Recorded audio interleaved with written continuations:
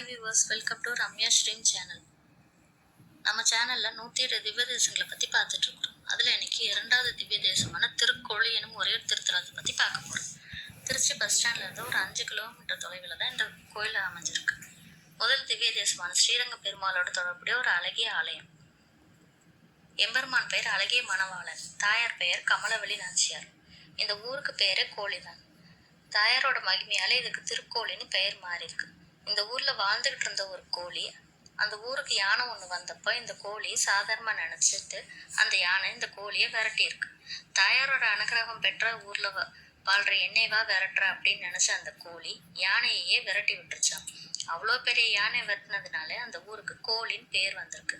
தாயாரோட மகிமை சேர்ந்ததுனால இந்த ஊருக்கு திருக்கோழின்னு பெயர் அமைஞ்சிருக்கு. இந்த கோயில் உருவானதுக்கு காரணம் சோழராஜாவான நந்த சோழன். இந்த நந்த சோழன் ஸ்ரீரங்கத்து பெருமாள் மேல ரொம்ப பக்தியும் அன்பும் கொண்டவர். பெருமாளுக்கு நிறைய திருப்பணிகள் மற்றும் கைங்கர்கள் நிறைய செஞ்சிருக்காரு. அப்படிப்பட்டவருக்கு குழந்தை இல்லை. ரங்கநாதர்கிட்டையும் தாயார்கிட்டையும் எனக்கு ஒரு குழந்தை வரம் கொடுங்கன்னு பிரார்த்தனை பண்ணிட்டு இருப்பார். ஒரு நாள் நந்த சோழன் காட்டு வழியா பிரயாணம் பண்ணிட்டு போனப்போ ஒரு அழகான தாமரை குளம், அதுல ரங்கநாயகி தானே ஒரு குழந்தைய அவதரிச்சிருந்தாங்க.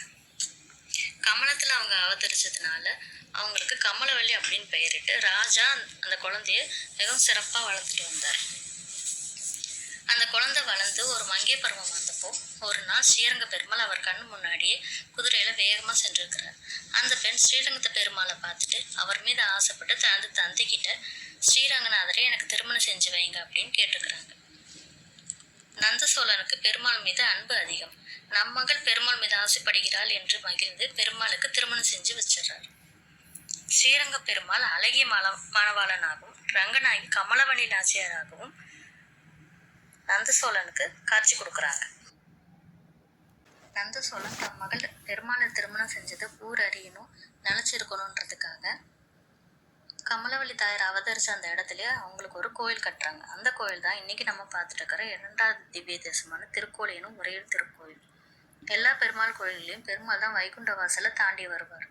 ஆனா இந்த கோயில்ல மட்டும்தான் கமலவள்ளி நாச்சியார் வைகுண்ட வாசலை தாண்டி நமக்கு தரிசனம் கொடுப்பாங்க. இந்த கோயிலுக்கு மட்டுமே உள்ள தனி சிறப்பு.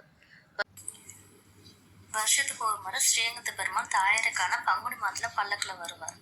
அன்று தாயாரோடு சேர்ந்து ஸ்ரீரங்க பெருமாளுக்கு திருமண வைபவம் செஞ்சு வச்சு அன்று ஒரு நாள் மட்டும் தாயாரோட பெருமாள் பக்தர்களுக்கு தரிசனம் கொடுப்பார். இந்த தரிசனம் பண்றவங்களுக்கு திருமண பாக்கியம், குழந்தை பாக்கியம், கணவன் மனைவி ஒற்றுமை அனைத்து அருளும் கிடைக்கும்.